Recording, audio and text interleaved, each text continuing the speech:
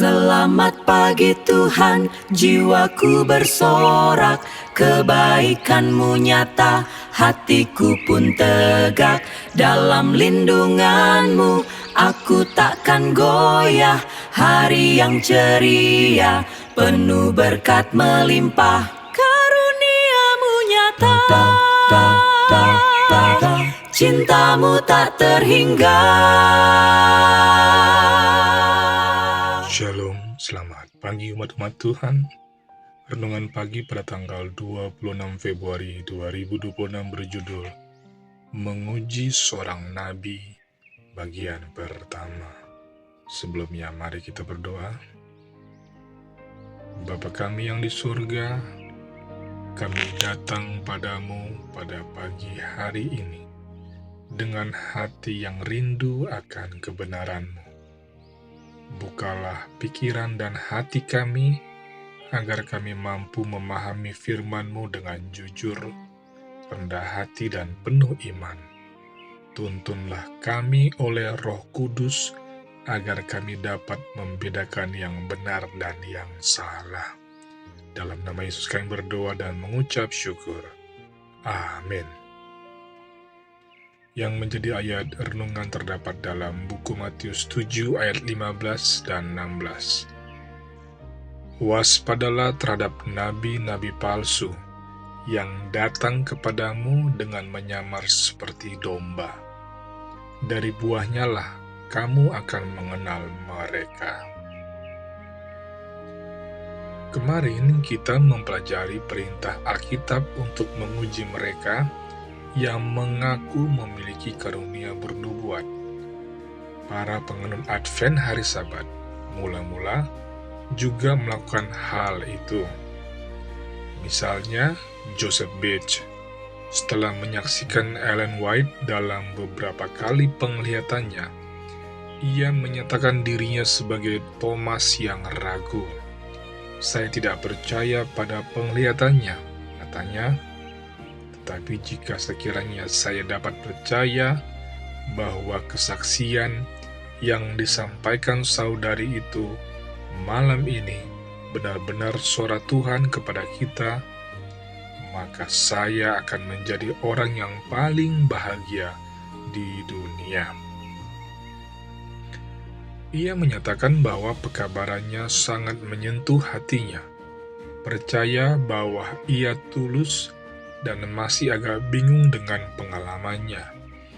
Kemudian ia menulis, meskipun saya tidak dapat melihat satu pun dalam penglihatan itu yang bertentangan dengan firman Tuhan, namun saya merasa khawatir dan sangat tertantang, dan untuk waktu yang lama tidak mau percaya bahwa itu lebih dari sekedar apa yang dihasilkan oleh kondisi tubuhnya yang lemah dan sakit berkepanjangan. Walaupun ia memiliki keraguan, ia tidak mengabaikan begitu saja. Dengan latar belakang ajaran Christian Connection, ia setidaknya terbuka terhadap gagasan bahwa karunia-karunia Roh Kudus dalam Perjanjian Baru, termasuk karunia bernubuat, akan tetap ada di gereja sampai kedatangan Kristus kembali. Akhirnya Bates memutuskan untuk menyelidiki apa yang diyakini Ellen sebagai karunia ilahi atau karunia bernubuat itu. Ia menulis, "Karena itu saya mencari kesempatan di hadapan orang lain, ketika pikirannya tampak bebas dari kegembiraan yang meluap-luap, tidak sedang dalam suatu pertemuan, untuk menanyai dan menguji dia dan teman-temannya yang mendampinginya, terutama kakak perempuannya, supaya mendapatkan kebenaran jika memungkinkan." Ketika dia dalam penglihatan, Bates menambahkan, "Saya mendengarkan setiap kata dan memperhatikan setiap gerakan untuk mendeteksi tipu daya atau pengaruh yang menghipnotis. Bersama Bates, kita menemukan studi kasus tentang seseorang yang berjuang antara kecenderungan alami untuk menolak pengakuan bahwa dia memiliki karunia bernubuat dan perintah Alkitab untuk menguji dan menerima apa yang baik. 1 Tesalonika 5 ayat 19-21. Kita akan kembali ke perjuangan Bates dalam topik ini. Namun kita perlu jujur pada diri kita sendiri. Bagaimana dengan saya?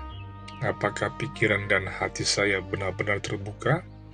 Atau apakah saya begitu penuh prasangka terhadap atau mendukung karunia tersebut, sehingga saya tidak dapat melihat bukti?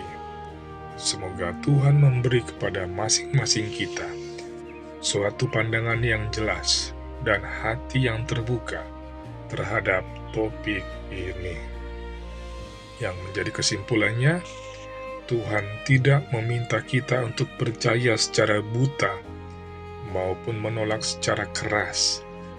Ia memanggil kita untuk memiliki iman yang disertai penyelidikan yang jujur, hati yang terbuka, dan kesetiaan pada firman akan menolong kita mengenali pekerjaan Tuhan dengan benar. Demikianlah firman Tuhan pada pagi hari ini. Mari kita berdoa. Bapa yang di surga, ajarlah kami untuk menguji segala sesuatu menurut firman-Mu. Jauhkan kami dari prasangka dan sikap keras hati. Berikan kami hikmat untuk mengenali suara-Mu dan keberanian untuk mengikuti kebenaran-Mu. Di dalam nama Yesus kami berdoa dan mengucap syukur. Amin. Kiranya tangan Tuhan yang penuh kuasa akan menuntun kehidupan kita semuanya, baik dalam pekerjaan, usaha, dan belajar kita. Amin.